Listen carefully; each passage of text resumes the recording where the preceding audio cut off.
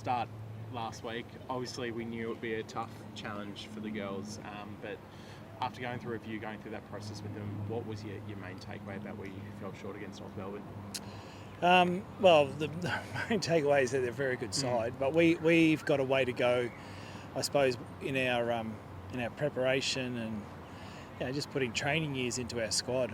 And we sit 18th for years trained, pre-season's done, and they're up near the top. So it's a big gap, and you can't beat time. You just need time.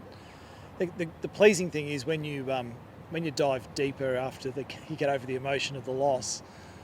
We have a core group of players that are now 30 and 40 games together, and they're 70 and 80 games together. So it's you can see where we're going, and we all want to get there really quick. But it was just a good little reminder that we got work to do over the next 18 months, 2 years. Obviously, momentum can be a really funny thing in sport. 4 wins in a row at the start of the season, everything's feeling good. Now we're on the reverse, 4 losses in a row. What's the key to keeping morale up with this group and making sure that they do focus week by week and not get too bogged down in the idea that, okay, we've lost these few games in a row and trying to think about that too much? Yeah, well, we're on a journey of improvement, and everything we do is coded from our vision to what we talk about in team meetings is based around our set of numbers that we want to get to and achieve. And with that comes a set of learnings. So we just took the learnings out of the North game, and which were different to the Adelaide game. The Adelaide game we had our opportunities, whereas North were just all over us. So there's things we took out of it from our numbers and the way we want to play. And then a little bit of resilience training as well, like holding up when they have massive momentum. What do you do? We spoke about sometimes the answer isn't just to try and throw a punch back the other way and go really quick.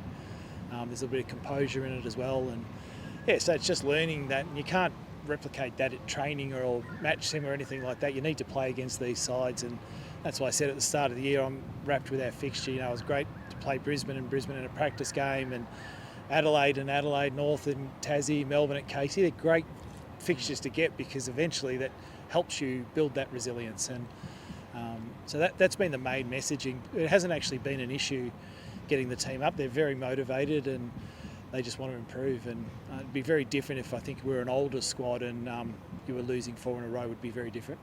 I know decision making with the ball in hand is something you've spoken about a bit this year. There are a few examples on the weekend of maybe errant kicks, trying to bite off too much with kicks, not using numbers when you have them. What's the key to training? I know you mentioned the experience, but little things like kicking efficiency. What can you do during the week to try and improve that sort of decision-making process? Yeah, we train a lot of fundamentals, but we spoke this week just about when we do our fundamentals and how we do them. So we've changed that up today and did it under pressure, which we did at the start of the year, but it's you're kind of messing with loads and things like that, and it's a tough one in season to rectify, but again, it just comes down to just doing the work. And we have a few players that are managed load wise, and so we balance up. Is it more important getting a drill done with a game scenario versus a fundamental under pressure? So we I don't know if you noticed, but we had a few players that were in that category, and then there was a few players on the side doing the fundamentals. So it's just get balanced, but there's no doubt that the players are aware of where we're at. 2/3 of the way through the season now, it's the first time you've been sort of back out of the 8, but you're still in the fringes, still sort of destiny is in your own hands.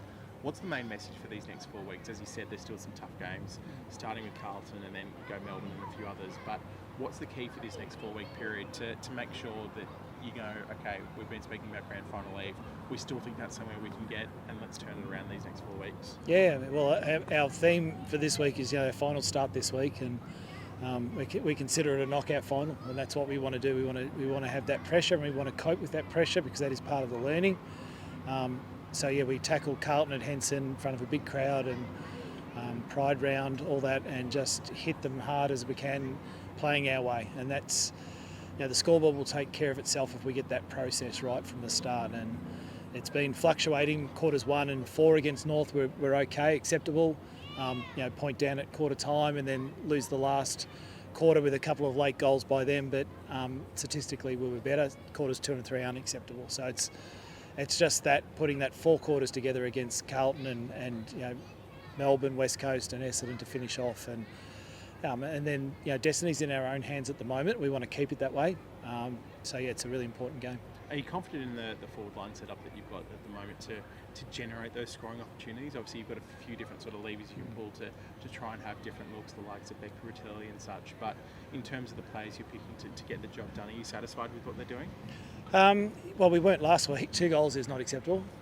So we'll look at that again in match committee. But yeah, it's been pleasing. We're still ranked quite high for scores and shots at goal, and SSPI is pretty good as well, scoring opportunities per inside 50. So all that is tracking okay. It's just when you come up against the better sides that we've been, I suppose, pressured in the way that we set up, and we tend to collapse on the footy a bit, so we've got to hold structure a bit more. And then the Collingwood and Giants game are a different kettle fish to the last 2 weeks. So it's all part of learning, isn't it? And yeah, we're satisfied with what we have structurally. It's just a matter of finding the players that can play that structure the best and perform. And sometimes you can have a player play a structure and they do that very well, but then they have no impact offensively. And we had a little bit of that on the weekend. So we need to adjust from that point of view. But it's actually a good week because the pressure comes off from the perspective that you're not thinking top 4 or top of the ladder or anything. All you're thinking is you just have to win. And as I said last week, to hunt is a really great thing. Back to Henson this week. It was a fantastic crowd last time, but is there a little bit of a feeling amongst the group, okay, we want to get a win for the crowd, especially just the fact that Giants were able to cause that upset in front of a big crowd, that you don't want to let that happen again? No, I'd rather that not happen again. Absolutely. The crowd have been amazing, and we just had an open training session with a few people here, and yeah, the buzz is really good, and the girls thrive off that. So it's important we do get a big crowd and celebrate Pride round as it should be.